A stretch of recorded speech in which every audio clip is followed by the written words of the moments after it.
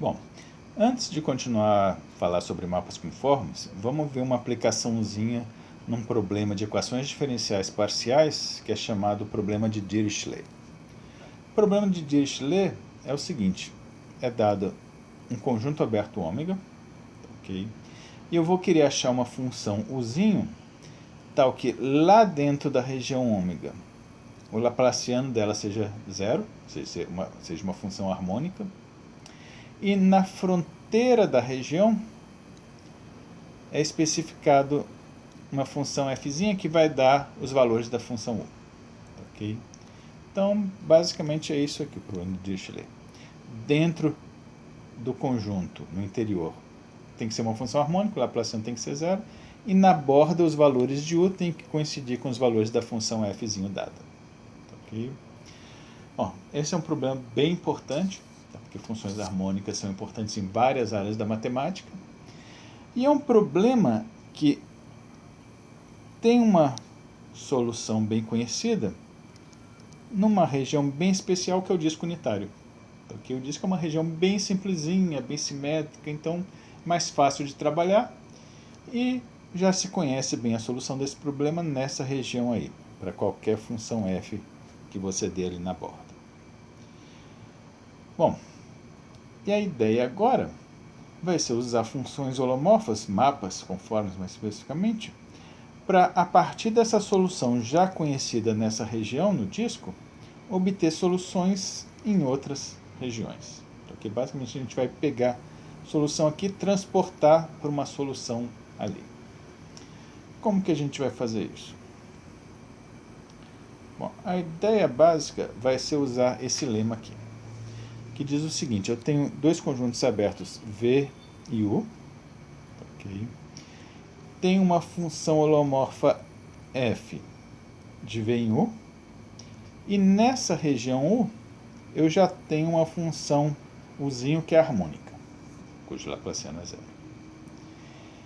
E a ideia vai ser mostrar que a composição dessas duas funções, se eu pegar U composta com f, ela vai ser harmônica também. Só que agora vai ser uma função harmônica nessa outra região V. Okay? Então, basicamente, composição de uma função holomorfa com uma função harmônica dá uma função harmônica.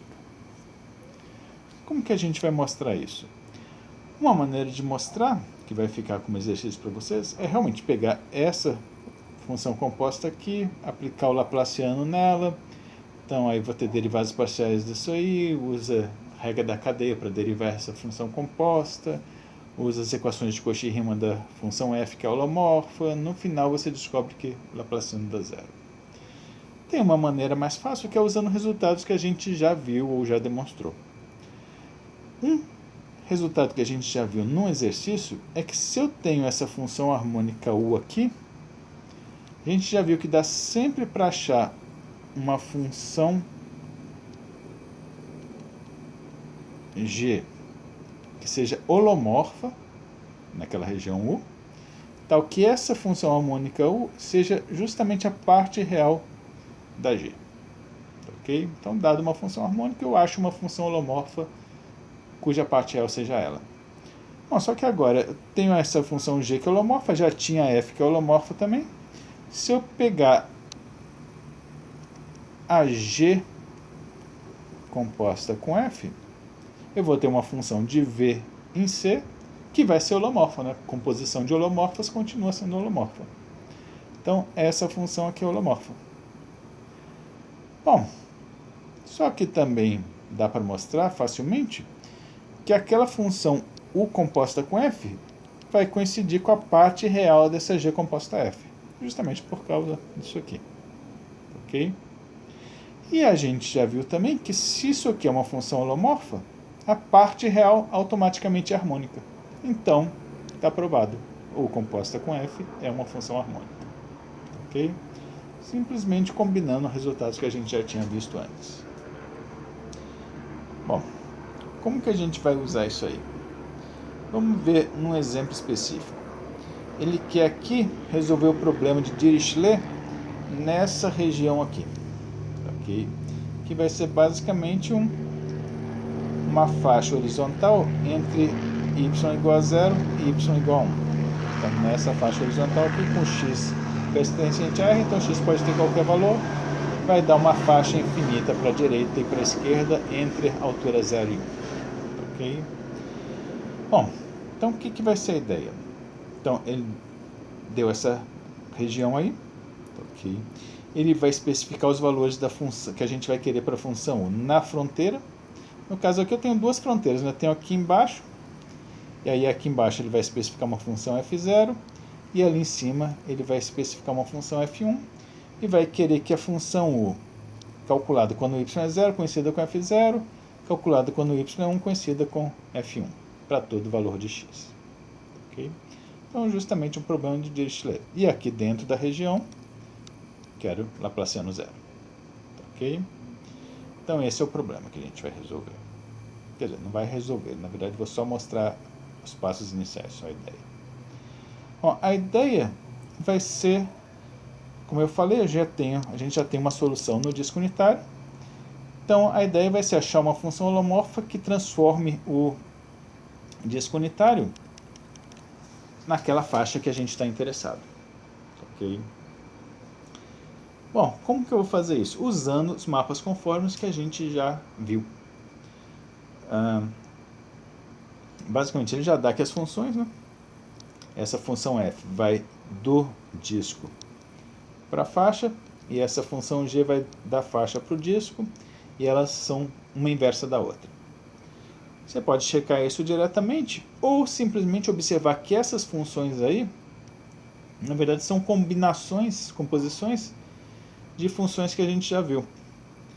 Mais especificamente, deixa eu olhar para cima, a gente já viu essas funções aqui, que mapeiam o semiplano superior no disco unitário, que na verdade ele vai estar interessado no sentido inverso, ele vai querer começar no disco e ir para o semiplano, então vai estar usando essa função g aqui, que é i vezes 1 menos a variável sobre 1 mais a variável. Aí, aplicando essa função, a gente sai do disco e vai para o semiplano. Ok? E aí, agora a gente vai pegar isso aí. Agora a gente está no semiplano superior já. A gente vai combinar com a função logaritmo, que a gente já viu também que o logaritmo pega o semiplano superior e transforma numa faixa horizontal entre o 0 e o y igual a π. Ok? Então, compondo o logaritmo com aquela função, eu consigo sair do disco, passar pelo semiplano superior e acabar na faixa. Essa ainda não é a faixa que eu quero, né? Porque aqui vai até o y igual a π, mas isso é fácil de resolver. Basta você pegar e dividir por π, e você chega justamente nessa função aqui. Porque essa aqui é a primeira que a gente tinha visto, essa aqui é o logaritmo, e depois divide por π, que aí o y igual a π. Quando eu dividir por π, vai virar y igual a 1. Então, vou estar justamente na faixa que eu quero, entre 0 e 1. Ok? E essa outra função aqui foi compondo as funções inversas, okay? Que também, olhem lá em cima, também já foram dadas. Então tá, a gente tem aí então duas funções holomorfas que transformam o disco na faixa e vice-versa. Então, o que vai ser a ideia agora? No problema, foi dada a função f1 e a função f0, que dão os valores nessas retas aí da fronteira. A gente vai compor elas com essa função f, ok? E aí vai obter uma função f0 til, que vai ser, na verdade, o f0 composto com f. O f1 til é o f1 composto com f. Tá joia? E aí, se vocês acompanharem aqueles desenhos, daqueles exemplos que a gente viu antes, okay, a gente fez uma análise também da fronteira. E se vocês acompanharem, vocês vão ver que essa metade de baixo aqui do disco é mapeada nessa reta de cima. Okay? Por isso que quando eu compor o f1 com f, eu vou estar, na verdade, a função aqui de baixo. E a parte de cima do disco, se você acompanhar aquelas composições de mapas, você vai ver que ela é mapeada aqui embaixo. Okay? Por isso que o F0, quando eu transporto para lá, ela vai ficar aqui em cima. Tá joia? Só vocês seguirem aqueles exemplos que a gente viu antes. Tá, então peguei minhas condições de contorno e transportei lá para o disco. Ok? E na verdade aqui tem um detalhezinho que, como essa fronteira aqui tem dois pedaços e o disco é uma só, na verdade está faltando pontos aqui, que seriam os pontos do infinito e do menos infinito aqui, infinito para lá, infinito para a esquerda, que eles são mapeados nesses dois pontos aqui, se vocês olharem aqueles exemplos anteriores. Okay? E aí, só para garantir que quando eu juntar essa função com essa, tá, uma está definida em cima, outra está definida embaixo, e ficaram faltando esses dois pontos aqui. Tá, ok? Só para garantir que eu obtenha uma função contínua na borda toda do disco, a gente vai em geral impor que essas funções f0 e f1, quando eu for para infinito, elas tendam a zero. Tá, ok? Para aí, quando eu pegar o ponto do infinito e trouxer de volta para cá, deixa eu apagar aqui, já está ficando muito bagunçado. Aquele ponto do infinito, onde a função valia zero, vai cair nesses pontos. Então, nesses pontos, as duas funções vão coincidir com o valor zero. Okay? E aí vai colar tudo de maneira contínua na borda do disco.